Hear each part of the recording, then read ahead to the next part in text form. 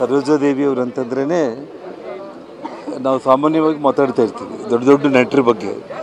Doctor Rajkumar ಅವರಾಗಿರ್ಬೋದು, ಅಥವಾ N T Rama Rao ಆಗಿರ್ಬೋದು, ಶಿವಾಜಿ ಗಣೇಶನ್, M G Ramachandran, ಘಟಾನುಘಟಿ ನಾಯಕರುಗಳ ಜೊತೆಯಲ್ಲಿ ಸುಮಾರು 2 ದಶಕಗಳಿಗೂ ಹೆಚ್ಚು ಆ ಕಾಲದಲ್ಲಿ ಒಂದು ಇಡೀ ಚಿತ್ರರಂಗದಲ್ಲಿ ಅವರು ಇಲ್ಲದೆ ಊಹಿಸ್ಕೊಳ್ಳೋದಕ್ಕೂ ಸಾಧ್ಯ ಆಗದೇ ಇರೋ ಮಟ್ಟದಲ್ಲಿ ಅಷ್ಟು ಒಂದು ಮಹಾನಟಿ ಅವರು. ಒಂದು ದೇವಕನ್ಯೆ ಅಂತಂದರೆ ನಾವು ಎಲ್ಲಿ ಕೂಡ ನೋಡಲಿಕ್ಕೆ ಸಾಧ್ಯ ಇಲ್ಲ. ಅಂದರೆ ಏನು, ದೇವಲೋಕದಿಂದ ಭೂಲೋಕಕ್ಕೆ ಬಂದಿರುವಂಥ ಒಬ್ಬ ದೇವಕನ್ಯೆ ಅಂತಂದರೆ ಎಲ್ರಿಗೂ ಕೂಡ ಊಹಿಸ್ಕೊಂಡ್ರೂ ಕೂಡ ಬಿ ಸರೋಜಾದೇವಿಯವರೇ ಅನ್ನೋಂಥ ಒಂದು ಕಲ್ಪನೆ ನಮ್ಮ ಕಣ್ಮುಂದೆ ಬರುತ್ತೆ. ಹಾಗಾಗಿ ಆ ತಾಯಿ ಬಗ್ಗೆ ಏನು ಮಾತಾಡಿದ್ರು ಕೂಡ ಕಡಿಮೆನೇ. ಸೊ ಭಗವಂತ ಅವರ ಆತ್ಮಕ್ಕೆ ಶಾಂತಿಯನ್ನು ನೀಡಲಿ ಅಷ್ಟು.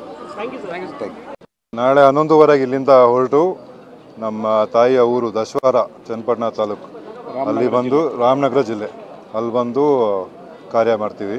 ಸೊ ಇಲ್ಲಿಂದ 11:15 ಹೊರಟು ಅಲ್ಲಿ ಸೇರಿ ಕಾರ್ಯ ಮಾಡ್ತೀವಿ. ಸರ್, ಅಂತಿಮ ದರ್ಶನಕ್ಕೆ ಸಾರ್ವಜನಿಕ ಇಲ್ಲೇ ವ್ಯವಸ್ಥೆ ಮಾಡ್ತೀವಿ? ಇಲ್ಲೇ ನಾಳೆವರೆಗೂ ಇಲ್ಲೇ ಇರುತ್ತೆ. ನಾಳೆವರೆಗೂ ಇಲ್ಲೇ, ನಾಳೆ 11:15 ತನಕ ಇಲ್ಲೇ ಇರ್ತೀವಿ. ಓಕೆ. ಅಮ್ಮನವರ ಅಂತ್ಯ ಸಂಸ್ಕಾರಗಳು ಯಾವ ವಿಧಿ ವಿಧಾನಗಳ